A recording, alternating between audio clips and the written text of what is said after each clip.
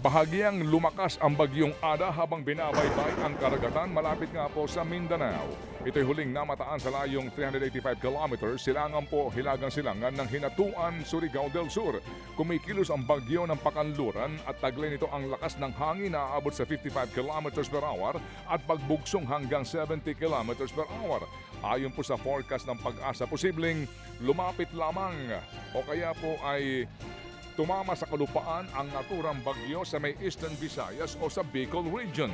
Sa ngayon po nakataas na ang signal number 1 sa Sorsogon, southeastern portion po ng Albay, Northern Samar, Eastern Samar, maging sa eastern portion po ng Biliran sa Leyte at Southern Leyte, pati na sa Dinagat Island, Surigao del Norte at maging sa Surigao del Sur. Samantala, pinaaresto na po ng korte ang negosyanteng si Atong Ang, kaugnay pa rin po sa pagkawala ng ilang mga sabongero. Walang inirekomendang piyansa ang Branch 26 ng Santa Cruz Regional Trial Court sa Laguna para po sa kasong kidnapping with homicide laban kay Atong Ang at iba pang mga individual. Kaugnay po ito ng pagkawala ng 34 na sabongero mula taong 2021 hanggang 2022. Ayon sa korte, nakitaan ang probable cause para ipag-utos ang pagkakaaresto sa mga akusado. Sa resolusyon ng Department of Justice o DOJ, itinuturong mastermind daw sa pagkawala ng mga sabongero si Atong Ang. Dahil meron ng warrant, hihilingin ng prosecution na mag-issue na ng whole departure order laban sa negosyante para hindi na ito makalabas pa ng bansa.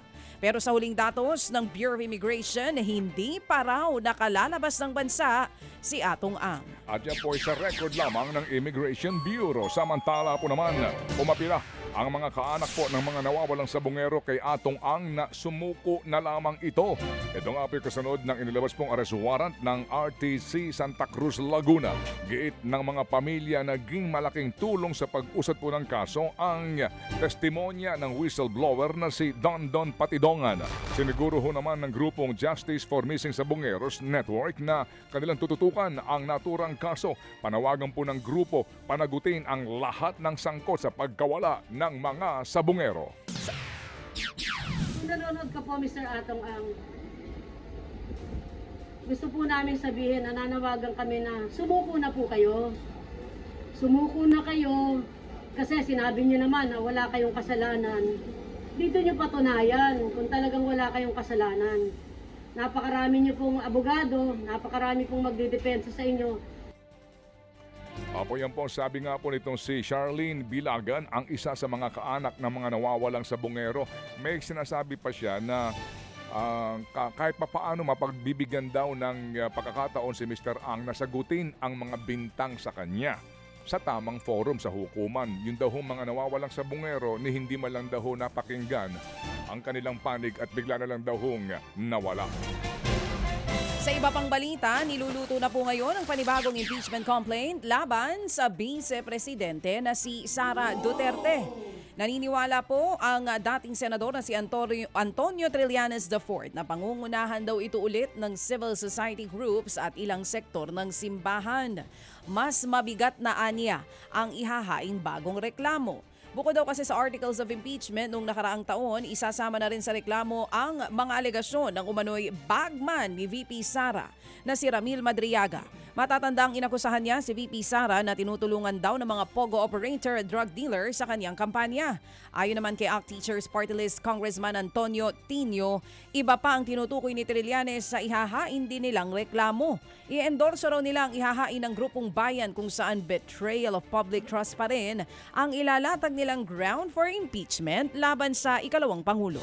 Samantala pa rin, kasado na po sa Lunes, Enero 19 ang pagpapatuloy ng investigasyon ng Blue Ribbon Committee ng Senado sa flood control scandal.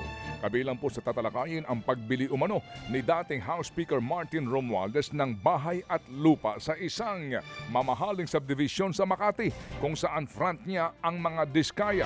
Agad naman itong pinabulaanan po ng kampo ni Romualdez at iginiit na hindi niya kakilala ang mag-asawang kontratista. ipapasubpin na rin daw ng Senado si dating DPWH Secretary Manny Bonoan. Kung hindi pa rin daw sisipot ay posibleng ipakontempt at ipaaresto ito ng Senado. Sa gitna po naman ng investigasyon ng Senado ay nagpalitan ng birada sina Blue Ribbon Committee Chairman Pamphilo Ping Lacson at Senador Amy Marcos kaugnay pa rin po sa investigasyon sa flood control scandal. Ayon po kay Lacson, panggulo lamang daw ang mga aligasyon ng senadora. Kabilang dyan ang umano'y pagbabawal daw sa Blue Ribbon Committee ng mga miyembro nito na iugnay ang ilang opisyal sa anomalya gaya na lamang daw ni dating House Speaker Martin Romualdez. Gate ni Lacson, hindi yan totoo. Bibigyan daw niya ng 1 oras ang senadora para ilahad ang kanyang mga ebidensya sa susunod na hearing. Mga kapatid, brothers and sisters, saan ka pa? Dito na tayo sa totoo.